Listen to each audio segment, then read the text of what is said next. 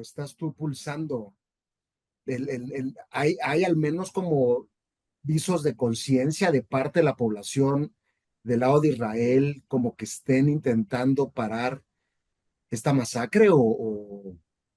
Creo que estamos frente a una campaña de muerte que ha venido extendiéndose de forma pavorosa eh, y de manera mucho más cruenta después de los acontecimientos del 7 de octubre del año pasado, que tiene que ver principalmente con el desplazamiento de comunidades palestinas, el asesinato frontal de tanto de comunidades palestinas como de cualquier tipo de activismo que venga a tratar de defenderlas.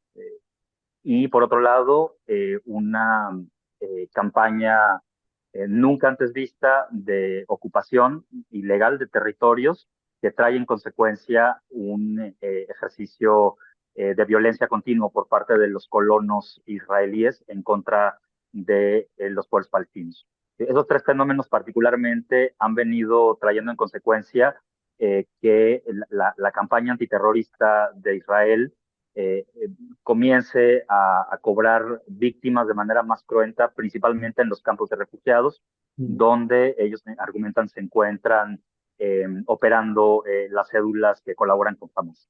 Eh, Esto, como bien lo sabemos, a lo largo de toda esta campaña ha venido siendo un gran pretexto, una gran maniobra estratégica por parte de el gobierno criminal de Israel para continuar con prácticamente lo que han llamado de manera categórica una limpieza étnica en la Franja de Gaza y actualmente esta misma campaña aplicada específicamente en la Cisjordania O ocupada. sea, lo único que les queda es seguirse replegando ustedes hacia las fronteras.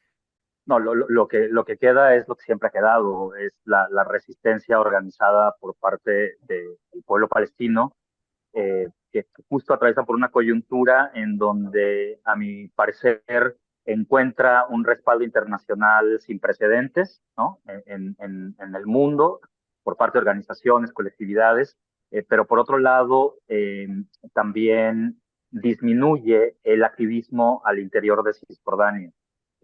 Como lo hemos visto particularmente en Gaza, no queda un remedio de humanidad en cuanto a los ataques que se han venido presentando. Es una masacre elevada a la categoría de genocidio que está por cumplir un año prácticamente. La posibilidad de que exista un activismo puntual específicamente en Franja de Gaza es completamente reducido en cuanto a posibilidades de generar alternativas concretas, ¿no? Se encuentran, por ejemplo, ONGs instaladas de voluntarios desde el comienzo del genocidio a la fecha, que han venido tratando de mantenerse con vida, ¿no? Que prácticamente celebran un día más de permanencia dentro de sus actividades porque la cifra de voluntarios muertos también ha sido pavorosa, independientemente de los activistas, de los artistas y de la gente que se manifiesta en contra puntualmente del genocidio y de la ocupación.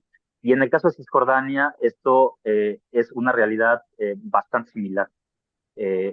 Tanto el activismo como las manifestaciones solidarias con Palestina dentro de su propio territorio, yo diría, no es que hayan venido disminuyendo, sino que han venido tratando de entrar en una etapa muy particular de protección interna. Oye, Ángel, y el día a día allá, o sea, ¿cómo está, o sea, cómo es la economía? ¿Es todo a base de solidaridad? Por ejemplo, tú, ¿cómo te estás alimentando? O si tienen, sea de algún medicamento. O sea, es todo a base de resistencia, de campamentos o de colectivos que están preparando alimentos, que están ayudando a las personas heridas, o cómo Estamos funciona la vida. Estamos enfrentando prácticamente la peor incursión por parte del ejército israelí después de la segunda intifada, es decir, aproximadamente 22 años. Esto, desde luego, ha venido impactando de manera significativa tanto en la economía como en la vida diaria Ujú. de los habitantes del West Bank. Lo que sí se ha venido notando con un esmero bastante destacable ha sido, como bien dices, la solidaridad de la propia comunidad palestina que se ha sumado generando espacios sobre todo de protección para extranjeros, para los mismos ciudadanos, específicamente para niños y específicamente para mujeres y ancianos. Y lo que te puedo decir es que ahí existe una organización lo suficientemente sólida que permite que pueda haber avisos muy puntuales acerca de agresiones, ataques y bombardeos. Es importante decirlo porque no es que sea la primera vez, pero de forma mucho más frecuente se han venido presentando estos ataques por medio específicamente de drones que bombardean ciertas zonas del campamento, no solo de Balata en Nablus, sino el campamento de refugiados de Tulkarem, el campamento de refugiados de Jenin y de Tubas. Por lo tanto, esto incrementa, desde luego, el riesgo de muerte de las poblaciones y también las incursiones que por parte del ejército, haciendo uso de tanquetas militares, se dan de manera continua durante todos los días. Es que es brutal, Ángel, porque estaba igual leyendo que apenas a finales de abril, y bueno, el gobierno, el ejército israelí había lanzado más de 75,000 toneladas de bombas sobre Gaza, lo que equivaldría a 6 bombas nucleares. O sea, o sea, en tu día a día estás tú sintiendo esa amenaza constante de que pueda ser bombardeado el sitio en el que estás tú, o pues es así de aleatorio, Ya ha sido bombardeado, ya ha sido bombardeado. Esto comienza justo con una campaña muy clara de exterminio que continúa la misma lógica genocida aplicada en Gaza, en Cisjordania. es qué está pasando ahí, cómo se abastecen de lo básico necesario. Te tocó ver ahorita con lo de la campaña, yo leía desde a la distancia, ¿no? Hubo una campaña de la OMS para vacunar a las niñas y los niños palestinos por la poliomielitis. O sea, ¿tú te ha tocado ver eso es real? Sí hay de repente presencia de estos organismos multilaterales internacionales. Yo creo que, como se ha venido demostrando a lo largo de la historia, particularmente en Palestina, la ONU ha servido únicamente como una justificación de cifras de apoyo humanitario, que en realidad no aplica independientemente que tenga o no la intención, porque no tiene la capacidad de dar cobertura a la magnitud Ujú. de esta catástrofe humanitaria que ha ocasionado el sionismo y la ocupación principalmente. De tal modo que cualquier tipo de esfuerzo que presente es insuficiente. Médicos Sin Fronteras, por ejemplo, es una de las organizaciones no lucrativas que ha estado mucho más presente dentro del conflicto, lo cual para la mayoría de los activistas que estamos trabajando acá merece toda nuestra admiración y nuestro respeto.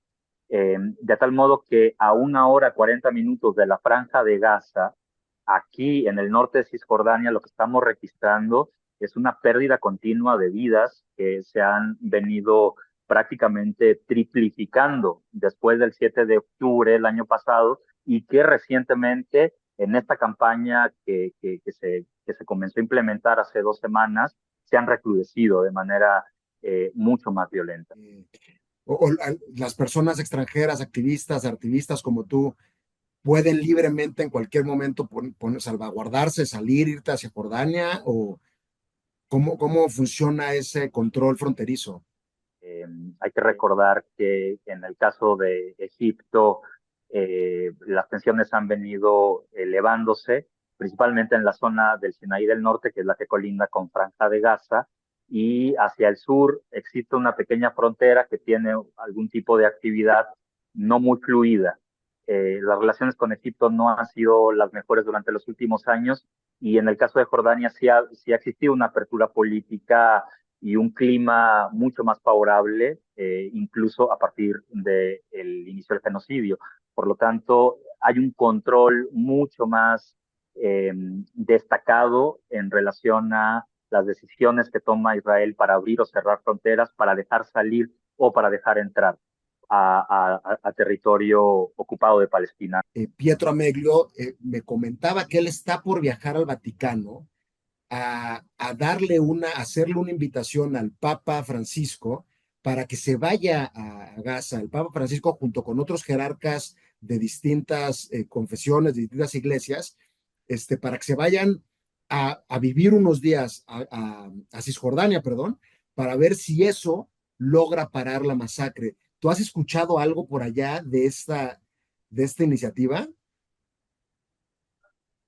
No, no, aquí no se ha escuchado absolutamente nada.